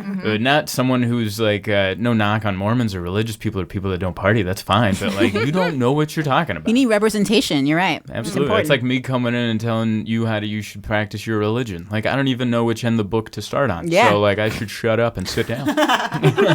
Yeah, that's like men making laws about my uterus. Exactly. Yeah. Or I don't white even cops have one of in those black parts, but neighborhoods. here's what you should do to them. Zoltan, let me tell you what you should do about your prostate. what is that again? 2 fingers. I think that's all I know about it. It's Nice, 2 nice. fingers. Conjecture. You're gonna get boofed in the pooper. Boofed in the pooper. my It new seems to be just out of reach. The prostate. Oh, isn't it? It's the G spot, so I hope it's in reach. Zoltan? It's my one it's my main argument that God is definitely not male. Yeah. If you like that, you put it there. It's too Why hard. don't you put it somewhere like Yeah. where like it's not 2 knuckles deep. Like what about something way closer? Huge. of course you do have your whole entire penis that's a G spot. So True. You know what? I don't feel so bad for you. I will not knock that. That is awesome. We have penis Although- envy here at Mueller, she wrote. The clitoris has like way more nerves in a concentrated area than the head of a penis. That's true. It just needs so much more. If you get to keep it, yeah. If you get to get, we're going to now that. we're going to- Genital okay. mutilation. Yes, yeah. man. All We right, went there. guys, we're cool. And that's our show.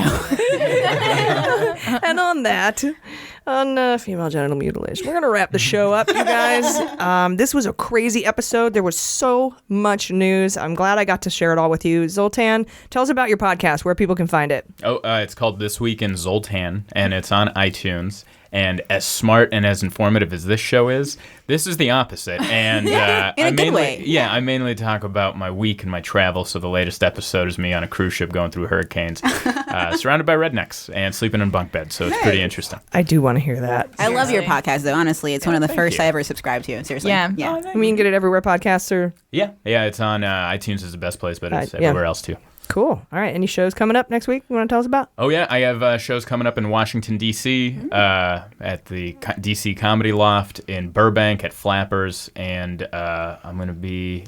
Detroit, Royal Oak, Michigan. I'll be headlining the Mark Ridley's Comedy Castle. It's my first time there, so if you're in the area, Nice. come on out. Is it literally a castle? I don't know, but I hope Comedy it is. Palace isn't a palace. And I So. hope the owner, Mark Ridley, is wearing a crown and a thing when I show up. And he knights me with a scepter, and then I go do my set. Like, Yeah. that's what I'm hoping happens. I hope that doesn't happen so you can riff on that at the top of your set. Yes.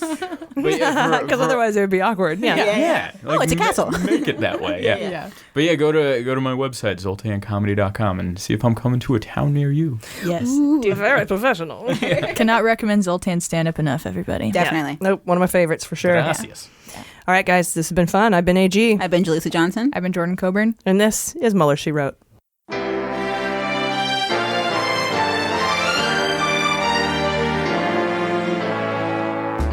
Mueller, She Wrote is produced and engineered by AG with editing and logo design by Jaleesa Johnson. Our marketing consultant and social media manager is Sarah Lee Steiner, and our subscriber and communications director is Jordan Coburn. Fact-checking and research by AG, and research assistance by Jaleesa Johnson and Jordan Coburn. Our merchandising managers are Sarah Lee Steiner and Sarah Hirschberger Valencia. Our web design and branding are by Joelle Reeder with Moxie Design Studios, and our website is MullerSheWrote.com.